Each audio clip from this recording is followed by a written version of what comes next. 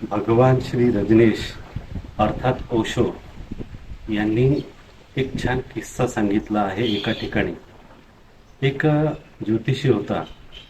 तो अचूक भविष्य सांगायचा अशी त्याची सर्वत्र प्रसिद्धी होती.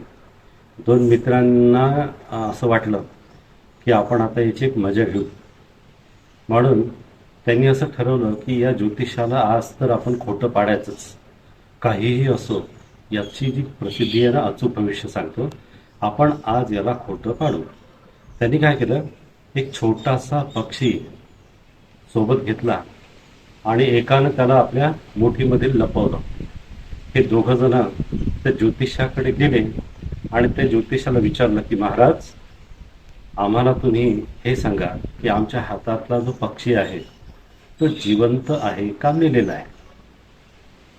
त्यांनी असं ठरवलं होतं की ज्योतिष्यानं जर तो जिवंत आहे असं म्हटलं तर मुठीतच त्याला दाबून पक्षाला मारून टाकायचं आणि त्यांना दाखवायचं की महाराज, तुमचं भविष्य खोटं ठरलं. आणि जर त्या ज्योतिषाने सांगितलं की हा पक्षी मेलेला आहे, तर तो पक्षी त्याच्या समोर उडवून त्याला हे सांगायचं की महाराज, तुमचं भविष्य खोटं ठरलं, तो पक्षी जिवंत आहे. पण तो ज्योतिषी हुशार होता.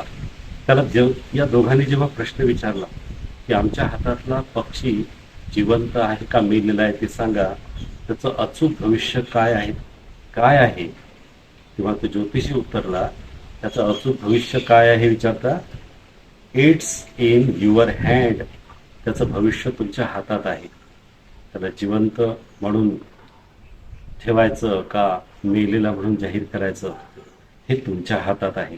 आता या उदाहरणावरून मला असं सांगावंसं वाटतं की आपण जेव्हा या ज्योतिषशास्त्राबद्दल प्रश्न आपल्या मनात येतात तेव्हा आपण कुतूहल म्हणून या शास्त्राचा अभ्यास करायचा की आधीच आपण त्या दोन मित्रांसारखं काही झालं तरी कपटानं हे खोटं आहे म्हणून असं ठरवून काही प्रश्न विचारायचे आणि या शास्त्राला खोटं ठरवूनच काय ते शोध घ्यायचा.